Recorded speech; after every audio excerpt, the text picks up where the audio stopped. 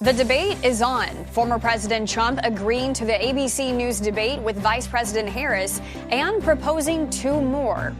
And bodycam footage is released showing the police response to the assassination attempt during the former president's rally last month. The Morning Rundown starts now. From the Straight Arrow News Studio, bringing the stories that matter to you from across the United States and around the world. This is the Morning Rundown. Today is Friday, August 9th. Thank you for joining us. I'm Kara Rucker.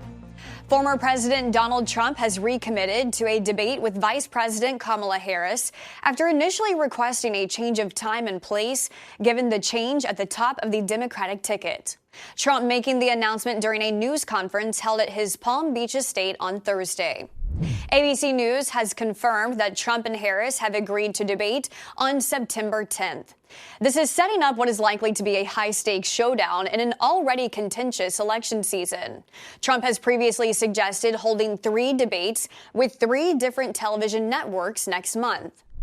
His decision to debate on ABC marks a notable change of heart, given it was just 5 days ago when he announced the agreement with ABC was terminated and suggested he would only debate if Harris appeared on Fox News on September 4th.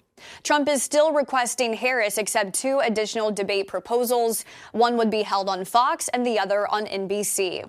When asked by reporters if he will still do the ABC debate, even if Harris turns down the idea of multiple debates, Trump said he didn't know how that's going to work and reiterated the need for multiple debates with a new Democratic presidential nominee.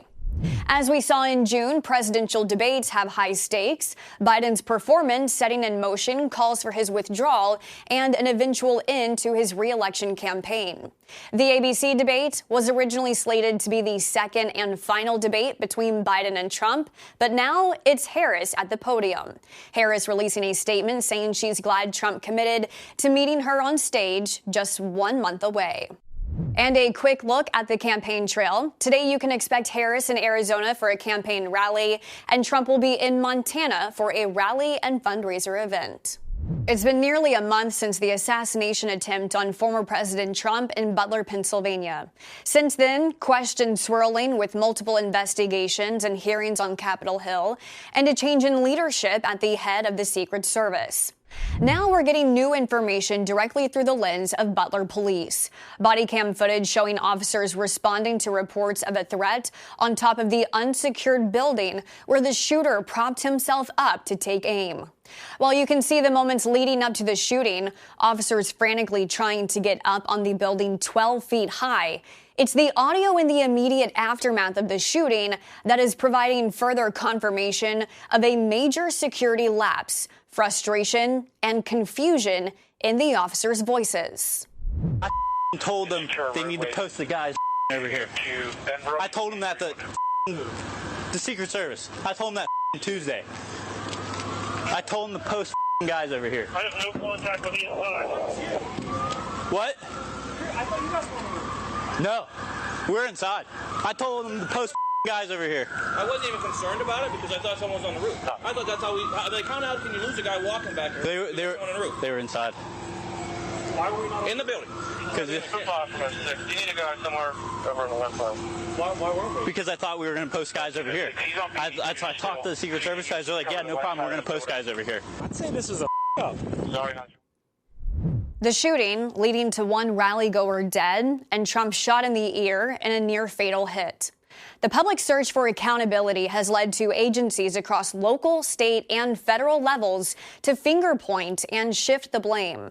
There are still several ongoing investigations into how the incident happened and how to prevent it from happening again. The U.S., Egypt, and Qatar are calling for Israel and Hamas to resume ceasefire talks next week, calling them urgent as fears grow over a widening Middle East war following high-profile assassinations of Hamas and Hezbollah leaders. The U.S., Egypt, and Qatar have been mediating ceasefire discussions since they began. They want the talks to take place in either Doha or Cairo next Thursday. Early Friday, Israeli Prime Minister Benjamin Netanyahu indicated Israel will take part in those discussions. Hamas's newly chosen leader has not indicated if the terror group is willing to join. Columbia University is the latest college facing a wave of overt anti-Semitism. Thursday, the university's chief operating officer's New York home was vandalized with red paint and Nazi and Hamas imagery, as well as insects. Inverted triangles, which are used by Hamas to identify Israeli targets and Nazis to tag prisoners during the Holocaust, were painted on the entranceway to Cass Holloway's apartment building. It happened on the same day 3 of the university's top administrators resigned over controversial text.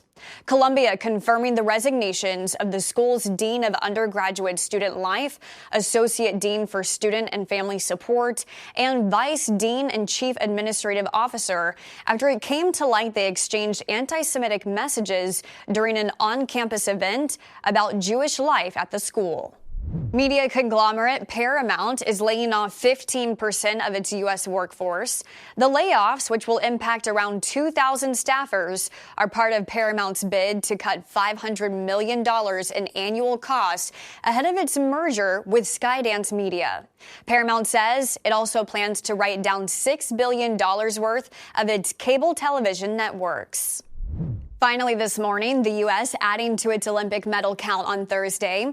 Team USA now with a total of 103 medals so far as the Paris Games wind down.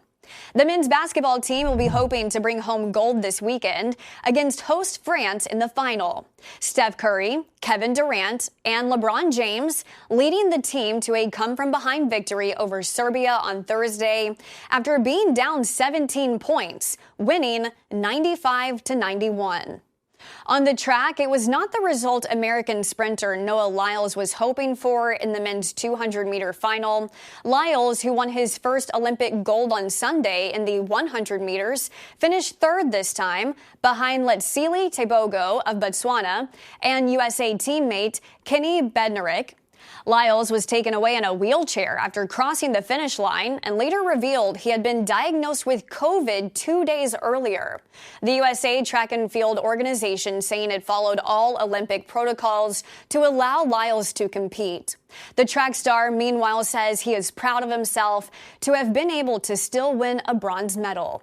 Later posting on Instagram, "It is not the Olympic I dreamed of, but it has left me with so much joy in my heart."